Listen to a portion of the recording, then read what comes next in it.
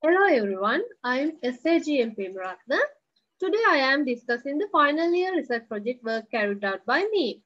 This is to generate the soil water characteristic curve for soil specimens obtained from two landslide prone areas in Sri Lanka.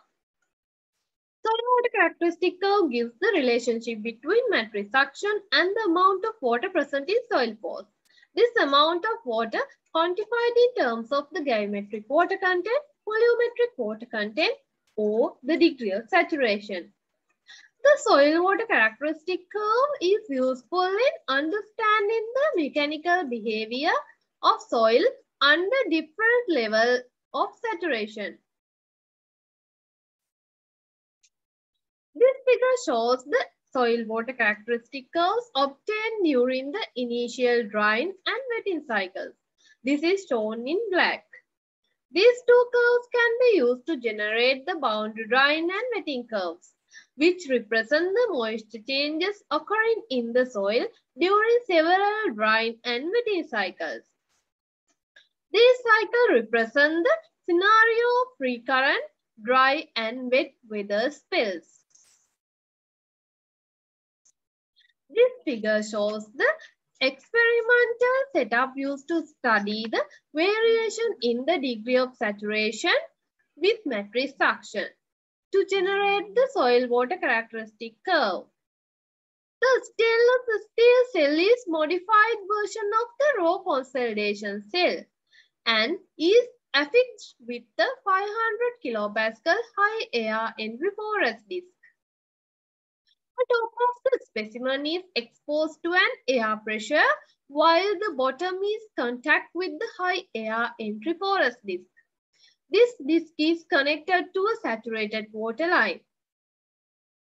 Water exits to the manometer during the drying or the desaturation stage, and the manometer measures the exit water pressure and the change in water volume. The samples used in this study was a residual soil obtained from the vicinity of shallow landslide areas in Ratnaweera district, Sri Lanka.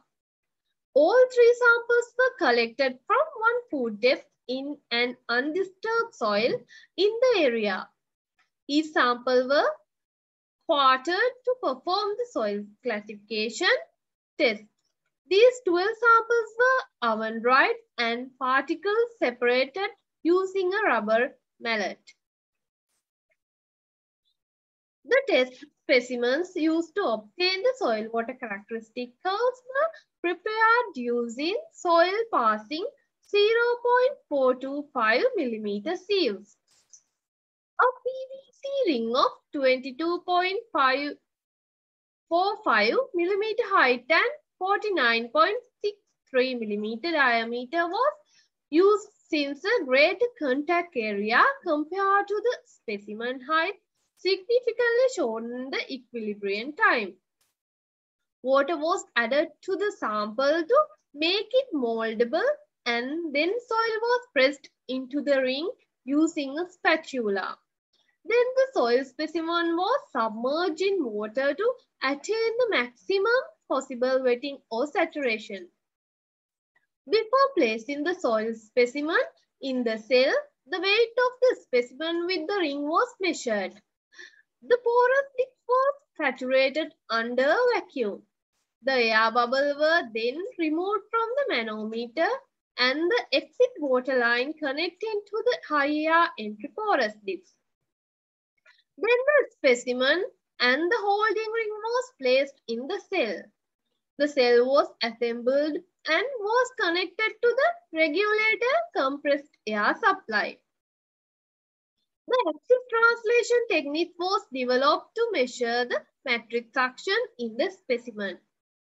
The change in water volume and the exit for water pressure at equilibrium under a constant air pressure was measured using the manometer.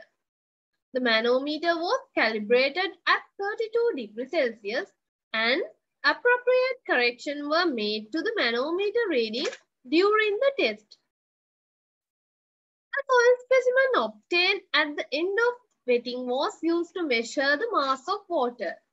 the change in sample height, the specific gravity of solids, and the final specimen height was used to establish the degree of saturation at zero metric fraction during wetting. The degree of saturation at intermittent metric fraction values were obtained considering the changes in water volume and specimen height. Table 1 shows the soil classification for the 3 soil specimens tested based on grain size and index properties. Performed as per BS 1377 Part 2 of 1990. Hydrometer tests were performed for the fraction passing 0.425 mm sieve size.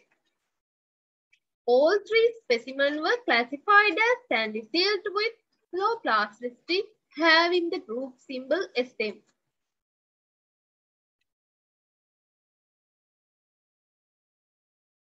Second table shows the measured specific gravity values for the 3 sides. These values being on the lower side were rechecked for accuracy. This study has used the Friedland and Shin approximation to generate the soil water characteristic curve at higher metric fraction values which could not be measured. This is based on the given first equation where parameter C is given in second equation. XU being the degree of saturation on the boundary curves at zero soil suction, B, C, and D being the respective curve fitting parameters for the drying and wetting curve, and C chi is the correction factor or the forcing factor.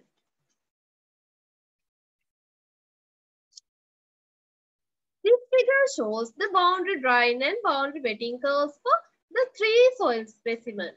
As it shows, Erapola 1 has the lower saturation, while Erapola 2 specimen has the higher saturation.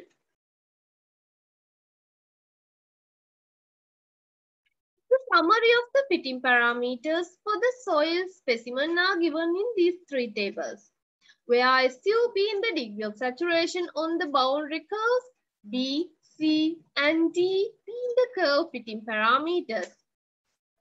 RSL is the ratio of the gradients between 2 inflection points on the representative 2 curves.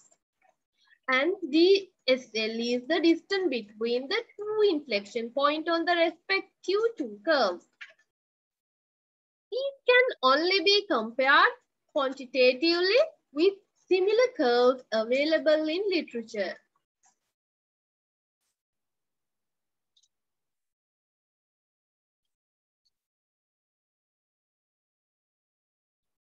Conclusions. A test apparatus was set up to measure the variation in the degree of saturation with metric fraction for 3 soil specimens collected from landslide prone areas in the Ratnaweera district, Sri Lanka. The samples tested were classified as silty sand with low plasticity.